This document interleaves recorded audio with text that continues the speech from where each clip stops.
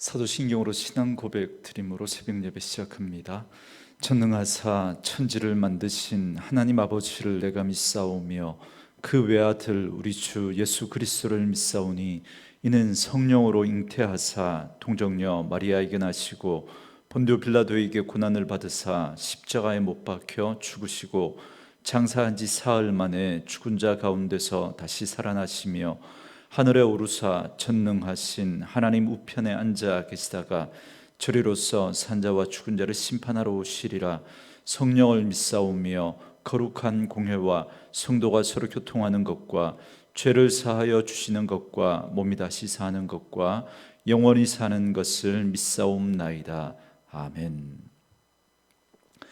이 아침에 우리에게 주시는 하나님의 말씀은 출애굽기 4장 18절에서 31절 말씀까지, 출애굽기 4장 18절에서 마지막 31절 말씀까지입니다. 우리 말씀 찾으셨으면 한 목소리로 같이 읽겠습니다. 출애굽기 4장 18절부터 읽습니다. 모세가 그의 장인 이드로에게로 돌아가서 그에게 이르되 내가 애굽에 있는 내 형제들에게로 돌아가서 그들이 아직 살아있는지 알아보려 하오니 나로 가게 하소서. 이드로가 모세에게 평안히 가라 하니라. 여호와께서 미디안에서 모세에게 이르시되 애굽으로 돌아가라. 네 목숨을 노리던 자가 다 죽었느니라. 모세가 그의 아내와 아들들을 나귀에 태우고 애굽으로 돌아가는데 모세가 하나님의 지팡이를 손에 잡았더라. 여호와께서 모세에게 이르시되 네가 애굽으로 돌아가거든 내가 네 손에 준 이적을 바로 앞에서 다 행하라. 그러나 내가 그의 마음을 완악하게 한즉 그가 백성을 보내주지 아니하리니 너는 바로에게 이르기를 여호와의 말씀에 이스라엘은 내 아들 내 장자라. 내가 네게 이르기를 내 아들을 보내주어 나를 섬기게 하라 하여도 네가 보내주기를 거절하니 내가 네 아들 네 장자를 죽이리라 하셨다 하라 하시니라. 모세가 길을 가다가 숙소에 이를 때에 여호와께서 그를 만나사 그를 죽이려 하신지라. 십보라가 돌칼을 가져다가 그의 아들의 포피를 베어 그의 발에 갖다 대며 이르되 당신은 참으로 내게 피난편이로다 하니 여호와께서 그를 놓아 주시니라. 그때의 십보라가 피난편이라 함은 할례 때문이었더라. 여호와께서 아론에게 이르시되 광야에 가서 모세를 맞으라 하시매 그가 가서 하나님의 산에서 모세를 만나 그에게 입맞추니 모세가 여호와께서 자기에게 분부하여 보내신 모든 말씀과 여호와께서 자기에게 명령하신 모든 이적을 아론에게 알리니라. 모세와 아론이 가서 이스라엘 자손의 모든 장로를 모으고 아론이 여호와께서 모세에게 이르신 모든 말씀을 전하고 그 백성 앞에서 이적을 행하니 백성이 믿으며 여호와께서 이스라엘 자손을 찾으시고 그들의 고난을 살피셨다 함을 듣고 머리 숙여 경배하였더라. 아멘. 오늘은 함께 읽으신 출애굽기 4장 18절에서 31절 말씀을 중심으로 이스라엘은 내 아들 내 장자니라 라는 제목의 말씀으로 잠시 은혜를 나누겠습니다. 80세에 미디안 광야에서 목동으로 살아가던 모세는 그저 힘없고 연약한 평범한 노인에 불과했습니다. 그런 그를 다시 일으켜 세워서 출애굽의 그 지도자로 세우시는 일은 결코 쉽지 않은 일이었습니다. 애굽의 왕자라는 영예도 이건 옛 이야기고 이제 자신은 그저 일개 초라한 목동에 지나지 않았습니다. 그렇기 때문에 그런 그가 애굽의 그 바로왕 앞에 가서 그와 맞서서 이스라엘 백성들을 그 출애굽시킨다라고 하는 이 일은 그야말로 꿈도 꿀 수 없는 그런 일이었습니다. 그래서 모세는 계속 주저하고 망설이게 됐죠. 그래서 보낼 만한 자를 보내소서라고 거듭거듭 거절합니다. 그런 모세를 하나님은 끝까지 인내하셔서 설득하시고 그래서 결국 그를 부르시는 그 장면 우리가 어제 살펴봤습니다. 그래서 하나님은 여러 가지 표적을 보여주시고 또한 그의 형 아론을 동력자로 세워주심으로 끝내 모세를 설득하셨습니다. 그래서 마침내 모세는 80세라고 하는 이 적지 않은 나이에 그의 인생 산막을 시작합니다. 먼저 18절 말씀을 보시면 모세가 그의 장인 이드로에게 돌아가서 그에게 이르되 내가 애굽에 있는 내 형제들에게로 돌아가서 그들이 아직 살아있는지 알아보려 하오니 나로 가게 하소서. 이드로가 모세에게 평안히 가라 하니라 그럽니다. 모세는 애굽으로 돌아갈 그 결심을 하고 장인에게 그 이야기를 하게 됩니다.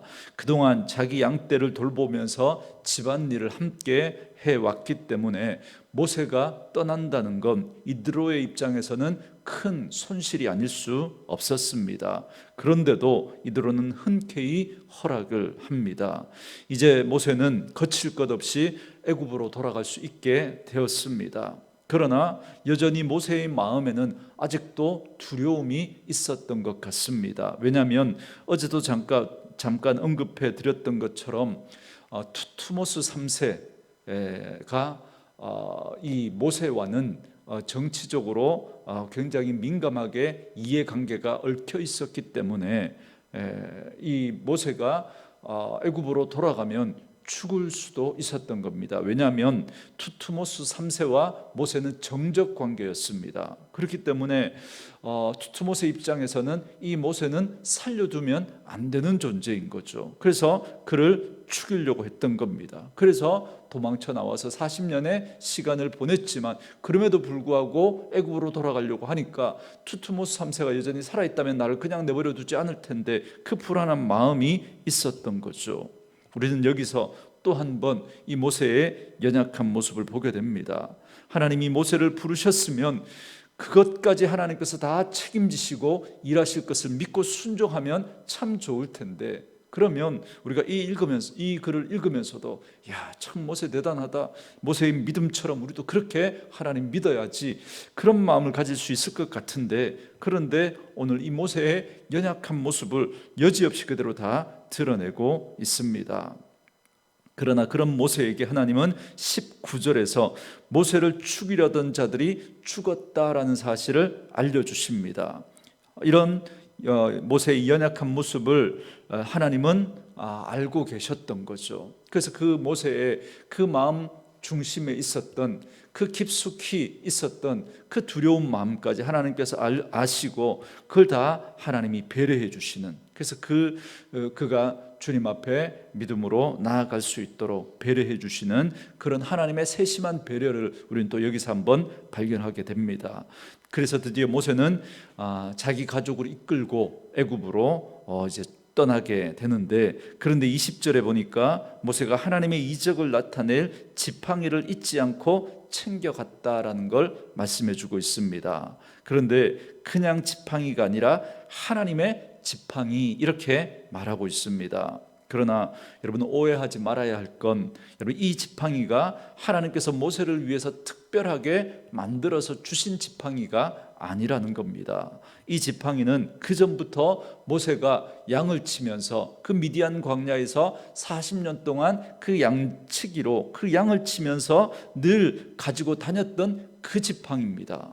그러니까 지난 40년 동안 늘 들고 다녔던 볼품없는, 그저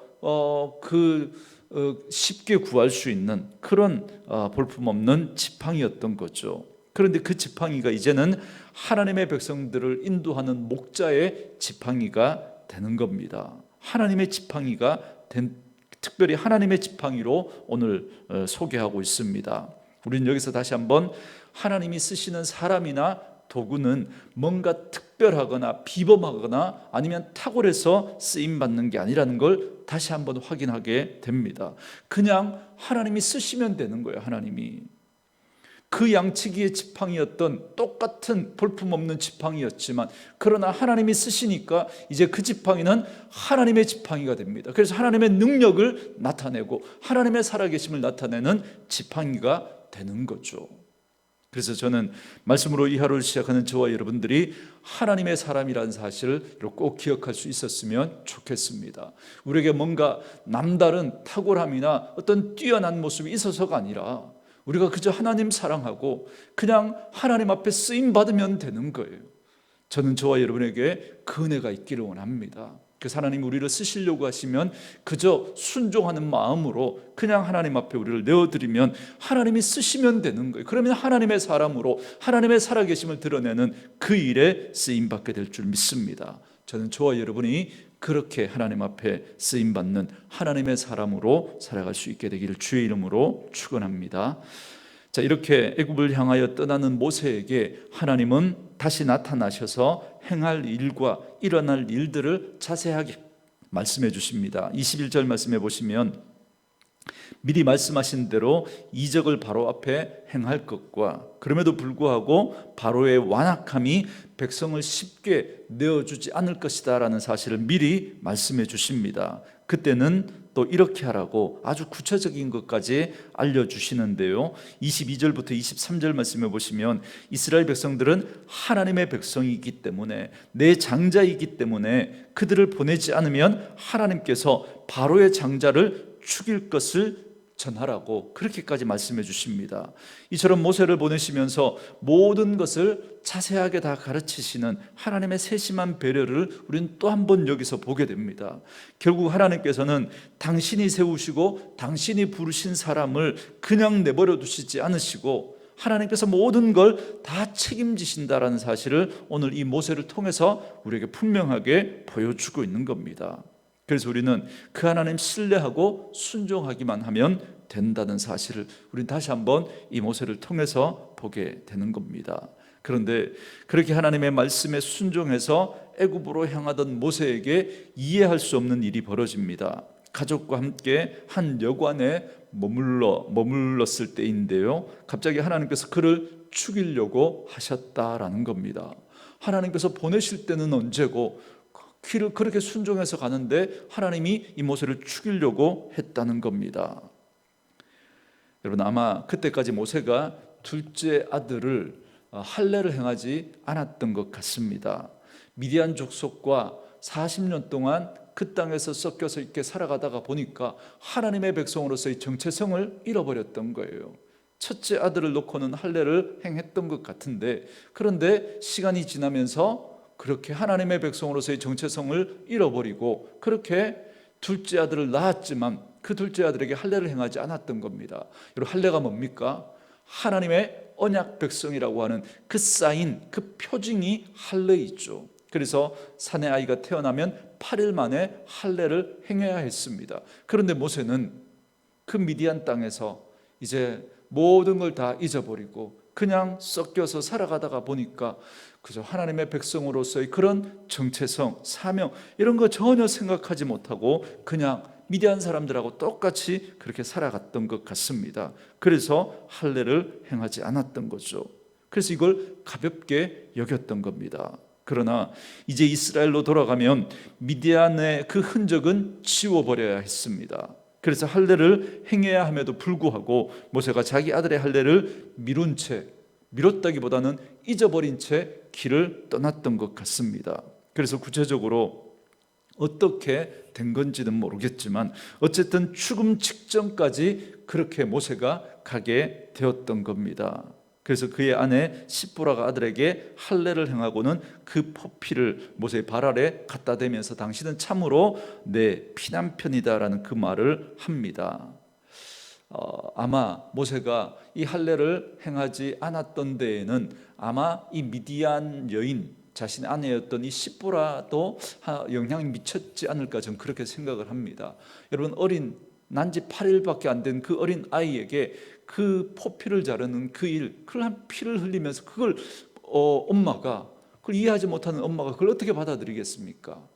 안 된다고 아마 만류하지 않았겠습니까? 모세는 아마 이야기를 했을 거예요. 그러니까 오늘 이 시보라가 지금 할례를 행하면서 이 죽음 직전에 있는 모세를 이렇게 살려내지 않습니까? 알고 있었던 거죠, 시보라가.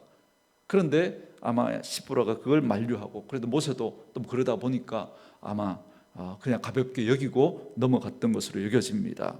어쨌든 그래서 이 아들의 그 양피를 벨 때 피를 많이 흘렸겠죠. 그렇기 때문에 오늘 그런 의미에서 당신은 참으로 내게 피난편이다 라는 그 말을 했던 것 같습니다.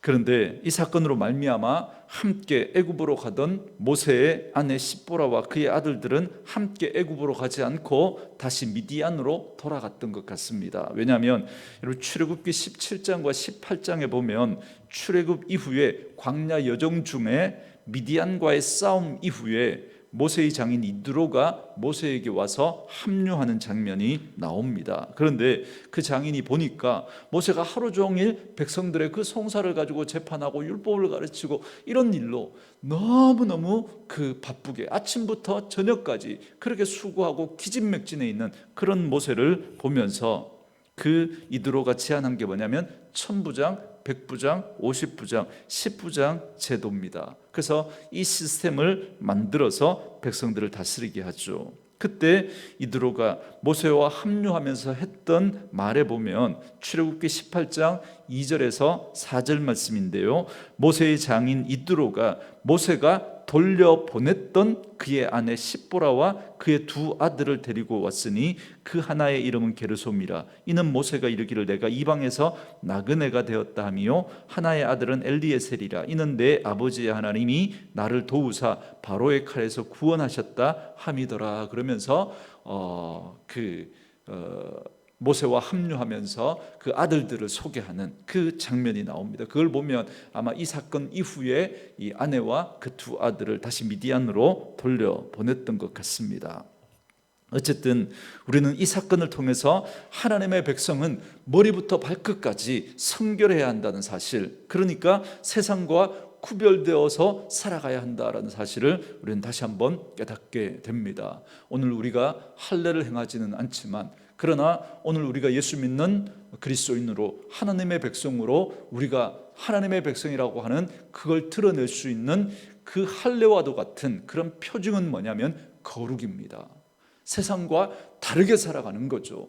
세상 사람들과 똑같이 섞여서 살아가는 것이 아니라 그 속에서 우리는 하나님의 백성이라고 하는 그 정체성 잃어버리지 않고 그 속에서 다른 가치를 붙들고 다른 방법과 패턴을 가지고 하나님 백성답게 착하고 아름다운 모습으로 매력 있는 그리스도인의 삶을 살아가야 할 줄 믿습니다. 말씀으로 이 하루를 시작하는 저와 여러분에게 이 은혜가 있기를 주의 이름으로 축원합니다. 한편 27절에 보면 하나님은 아론을 찾아가서 광야로 나가 모세를 맞으라고 명령합니다. 그래서 아론은 즉시 순종해서 호렙산으로 가서 모세를 만나서 반갑게 인사를 합니다. 모세는 형 아론에게 그동안 하나님께서 하셨던 그 모든 일들을 다 그렇게 소성하게 알려줍니다. 그렇게 두 사람이 만나서 그동안 있었던 일들을 이야기하고 난 다음에 아론은 모세를 데리고 가서 이스라엘 공동체 앞에 이 모세를 소개합니다. 이때 백성의 장로들과 그 백성들 앞에서 하나님의 말씀을 전하고 미리 말씀하신 대로 이적을 행합니다. 그러니까 백성들이 모세를 보내신 하나님과 모세를 믿음으로 받아들입니다. 그리고 하나님께서 이스라엘 백성들의 고난을 아시고 또한 그들을 구원하시기로 하셨다는 말씀을 듣습니다. 이 놀라운 말씀을 듣고 하나님께 감사하고 예배하는 것으로 오늘 말씀은 끝을 맺고 있습니다. 저는 오늘 이 말씀을 묵상하면서 이런 생각을 했습니다. 사람의 확신과 사람의 헌신이 모두가 다가 아니구나.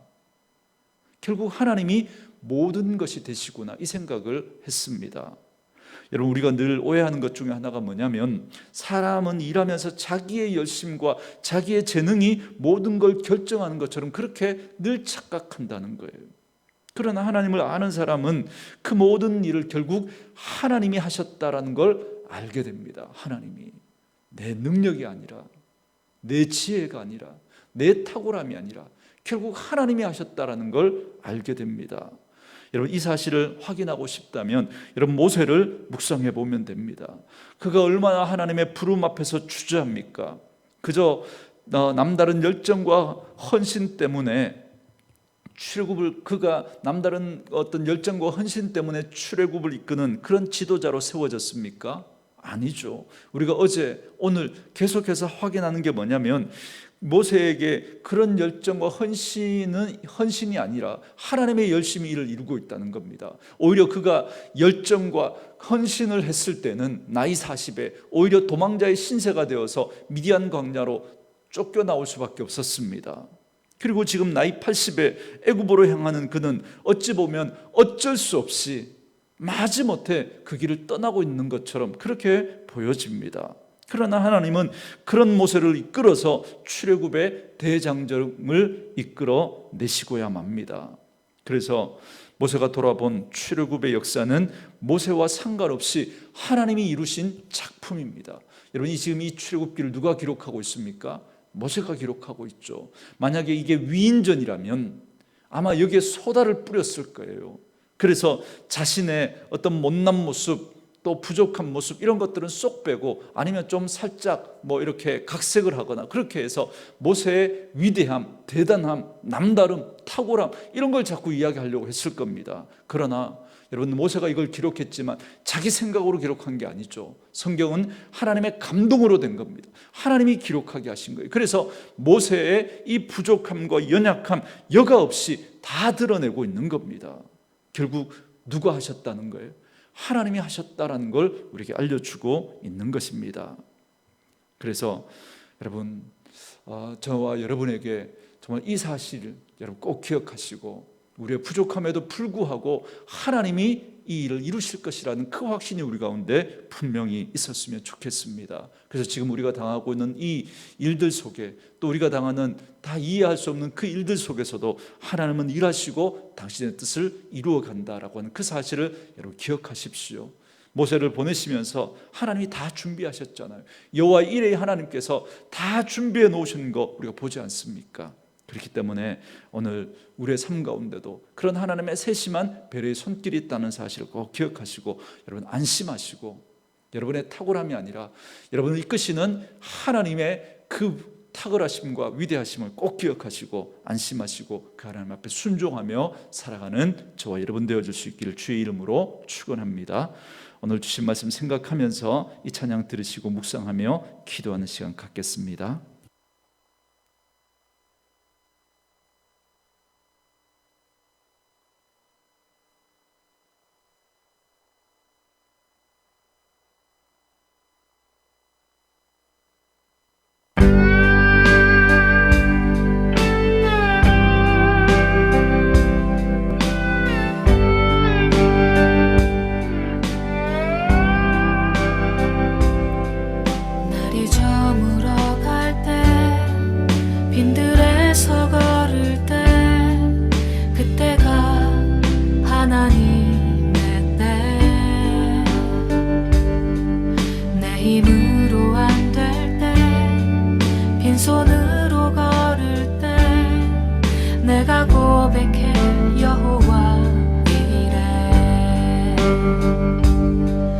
날이 저물어 갈 때 빈들에서 걸을 때 그때가 하나님의 때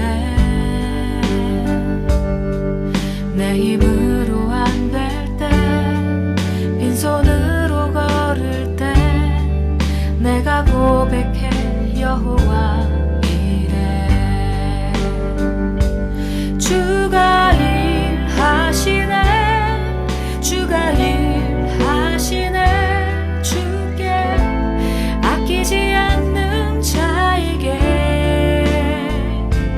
주가 일하시네 주가 일하시네 신뢰하며 걷는 자에게